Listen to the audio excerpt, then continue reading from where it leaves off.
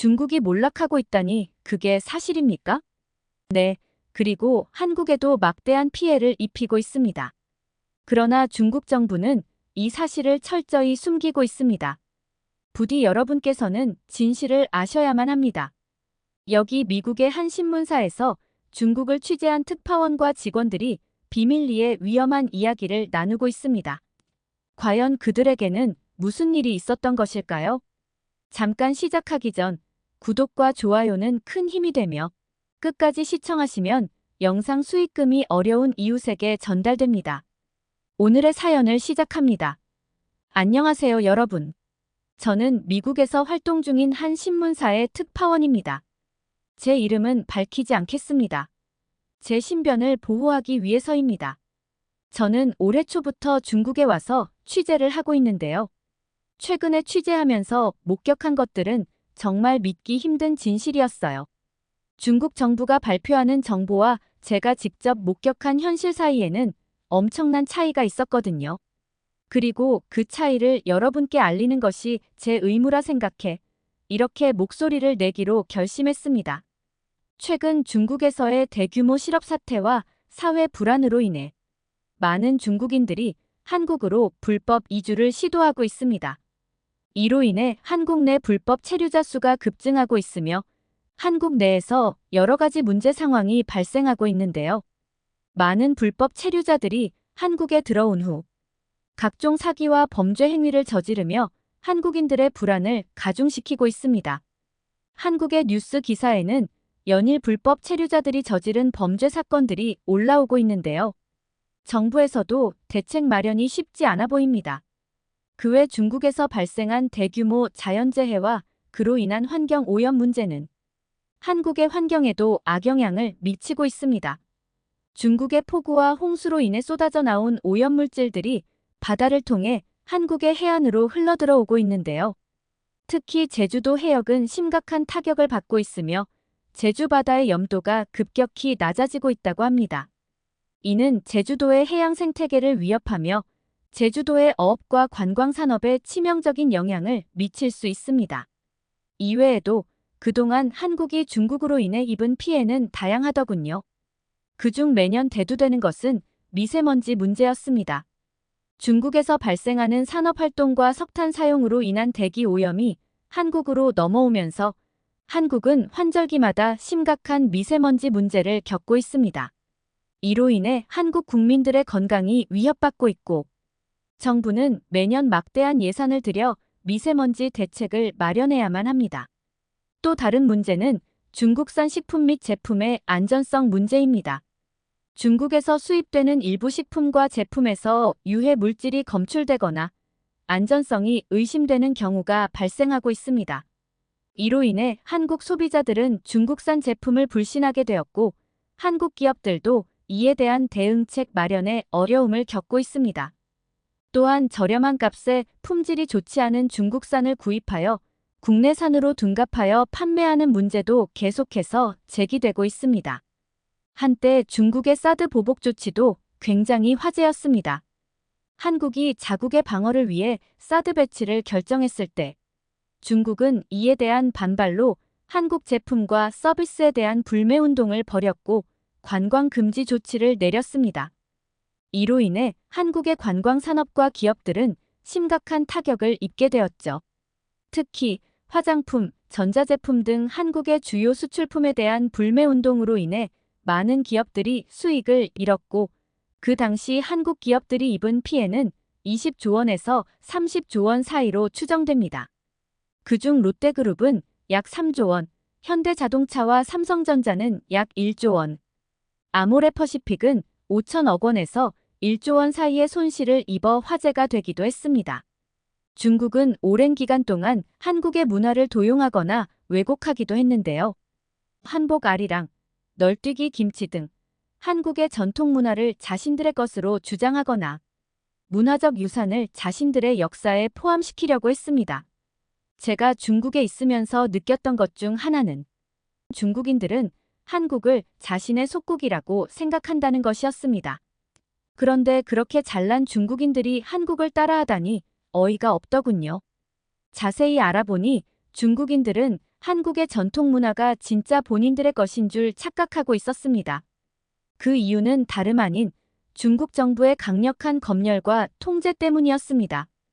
영화, 음악, 출판물 등 모든 문화 콘텐츠는 정부의 엄격한 검열을 거쳐야 하며 조금이라도 정부에 불리한 내용이 포함되면 즉시 삭제되거나 수정되고 있거든요. 중국은 자국민의 표현의 자유를 억압하고 있으며 이로 인해 중국 내에서는 창의적인 문화 콘텐츠를 거의 볼 수 없습니다. 이렇듯 한국은 그동안 중국에 피해를 입은 과거가 있어서 그런지 이번 중국 재난에 대해 연민보다는 그동안 저지른 만행에 대한 대가라는 의견을 보이고 있는데요. 저는 주변 국가들의 반응도 실시간으로 살피게 되었습니다. 그런데 주변 국가들의 반응은 생각보다 냉담했습니다. 그들이 하는 짓을 보면 도와주기가 꺼려집니다. 중국 정부의 태도는 고마움을 모르는 것처럼 보여요. 재난이 있을 때마다 주변국들이 나서야 하는군요. 중국 정부의 대응이 미흡해서 벌어진 일입니다. 중국이 스스로 해결할 능력을 키워야 하지 않을까요?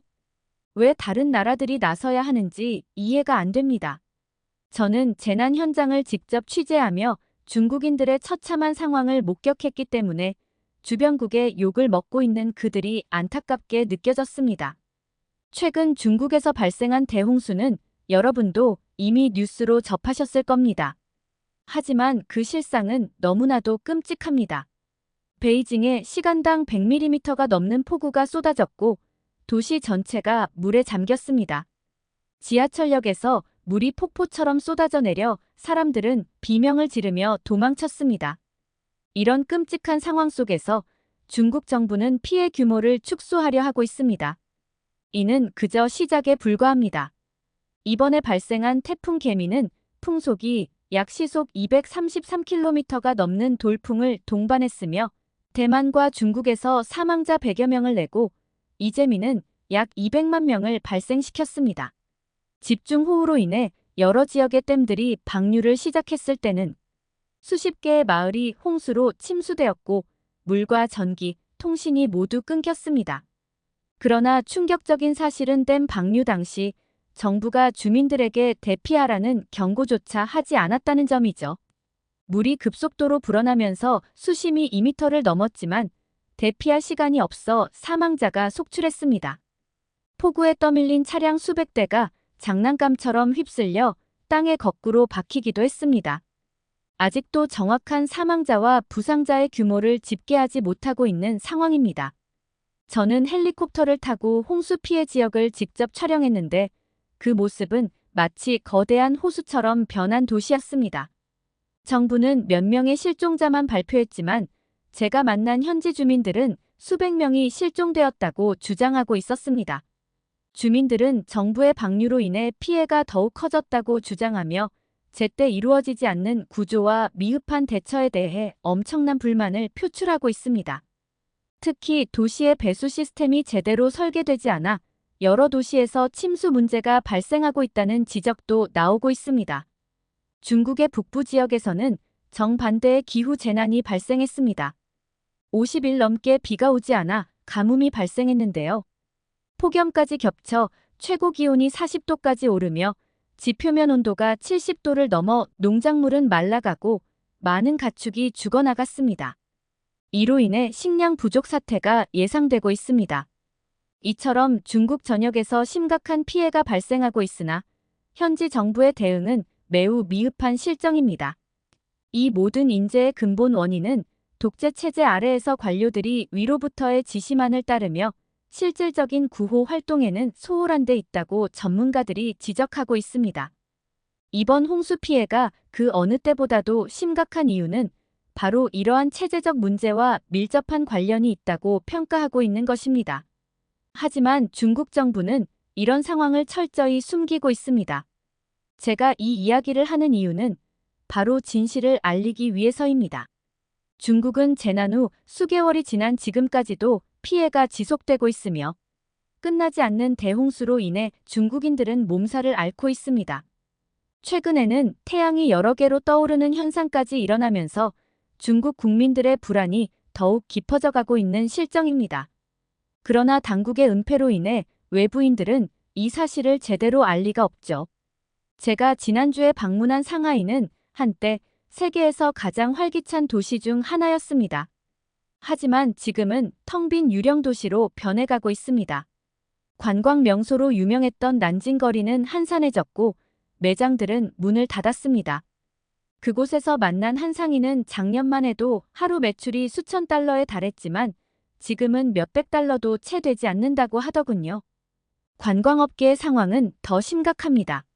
한 호텔 지배인은 객실 점유율이 20%도 안 된다고 말했습니다. 성수기였던 예전에는 100% 꽉 차던 곳이었죠. 항공사들 역시 줄줄이 도산 위기에 처해 있습니다.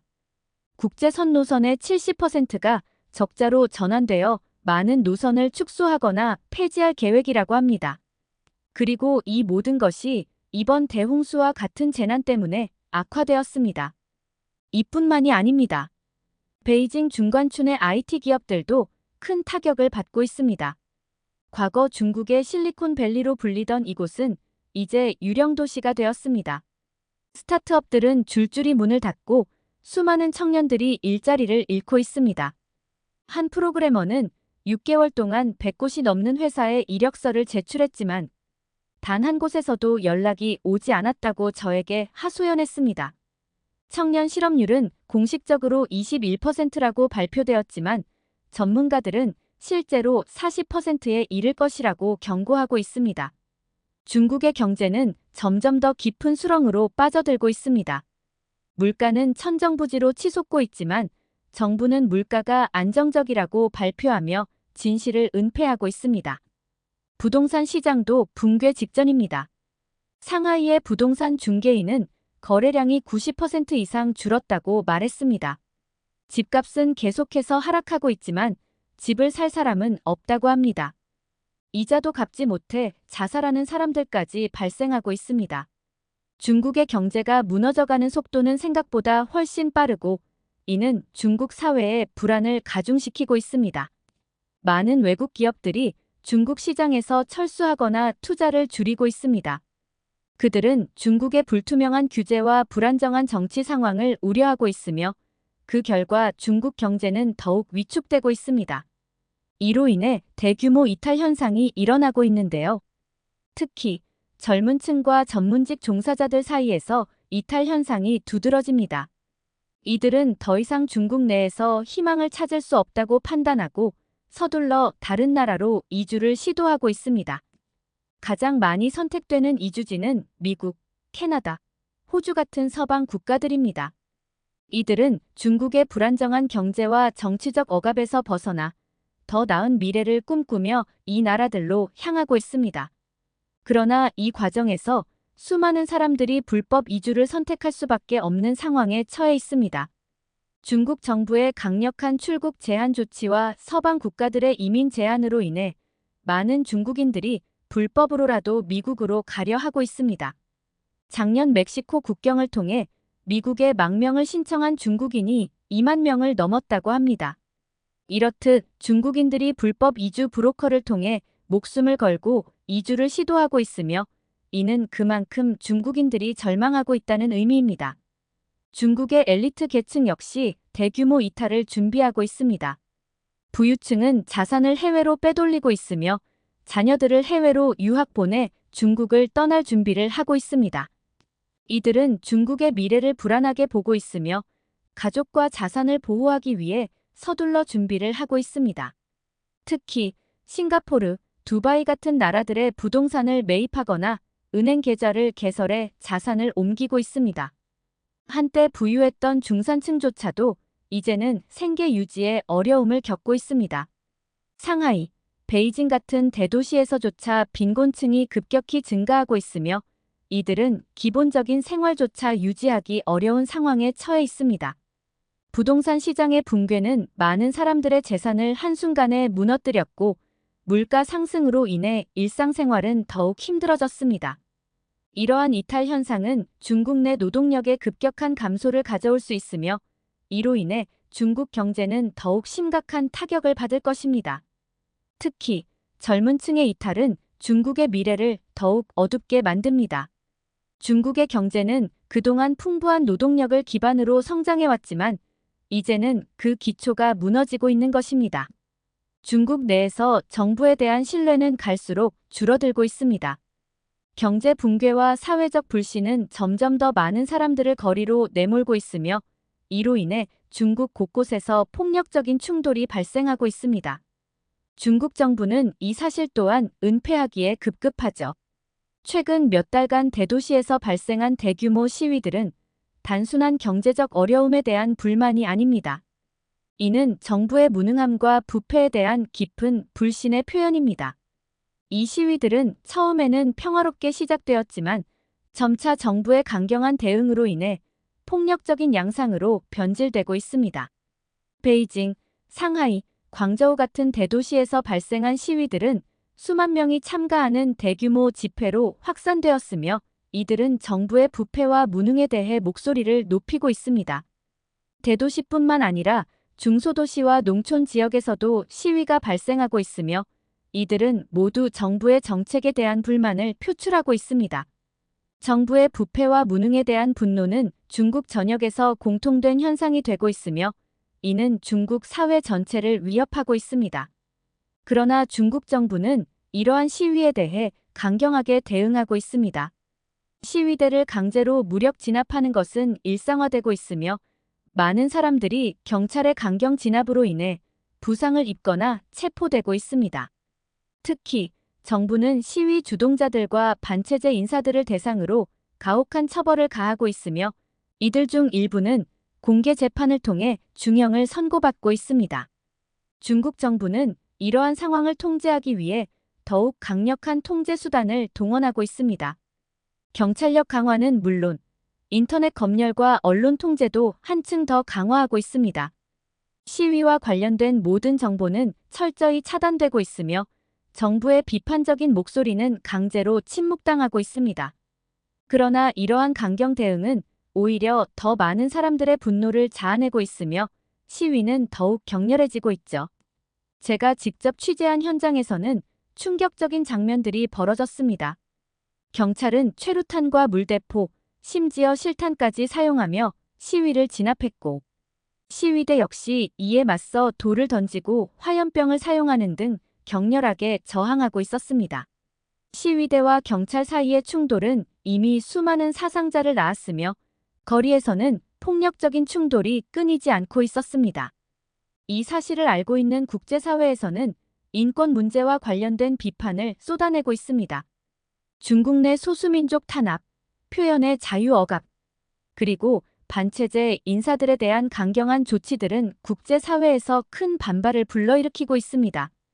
이로 인해 서방 국가들은 중국과의 외교 관계를 재고하고 있으며 경제 제재를 통해 압박을 가하고 있습니다. 미국은 이미 여러 차례 중국의 인권 문제를 이유로 경제 제재를 가했고 유럽연합 역시 중국에 대한 압박 수위를 높이고 있습니다. 이러한 폭력 사태는 단순한 일시적인 현상이 아닙니다. 이는 중국 내의 깊은 사회적 갈등이 표면으로 드러난 결과이며 그 근본적인 원인은 경제적 불평등과 정치적 억압에 있습니다. 중국의 빈부격차는 갈수록 심해지고 있으며 이는 사회적 불안을 더욱 가중시키고 있습니다. 특히 젊은 세대는 이러한 불평등에 대해 강한 분노를 느끼고 있으며 그 결과가 바로 거리의 시위로 나타나고 있는 것입니다. 이 모든 것은 중국이 몰락하며 붕괴하고 있다는 명확한 신호입니다. 중국 사회는 점점 더 불안정해지고 있습니다. 많은 중국인들은 정부의 통제를 두려워하면서도 동시에 그 통제가 얼마나 부당한지를 인식하고 있습니다. 그래서인지 정부의 강력한 검열과 통제에도 불구하고 인터넷과 소셜미디어를 통해 자신들이 겪는 고통을 알리며 이러한 내용들을 빠르게 확산시키고 있습니다. 젊은 세대는 더 이상 정부의 선전을 믿지 않으며 자신들만의 방법으로 진실을 찾고 있습니다. 이러한 상황에서 중국은 자국 내 문제를 외부로 돌리기 위해 남중국해와 대만 해협에서 군사적 압박을 강화하고 있으며 이는 주변국들과의 갈등을 더욱 심화시키고 있습니다. 중국의 군사적 위협이 커짐에 따라 미국과의 갈등도 고조되고 있습니다. 중국과 미국 간의 군사적 긴장은 전 세계적인 갈등으로 번질 위험이 있습니다. 만약 중국이 내부 문제를 외부로 돌리기 위해 무력 충돌을 시도한다면 이는 곧바로 국제적인 분쟁으로 이어질 수 있습니다. 부디 한국인 여러분께서는 중국의 자연재해로 인해 위협받고 있는 제주도를 안전하게 지키시길 바라며 불법 체류자 문제도 반드시 해결하실 수 있길 바랍니다. 저는 이만 다른 취재를 위해 조심스레 글을 마칩니다. 오늘의 사연 잘 보셨나요? 중국이 몰락하는 상황을 생생하게 전달해준 미국 특파원의 긴박한 사연이었습니다. 우리는 중국의 상황을 주의 깊게 지켜보며 그에 따른 대비책을 마련해야 할 것입니다. 구독과 좋아요는 큰 힘이 되며 영상 수익금은 어려운 이웃에게 전달됩니다.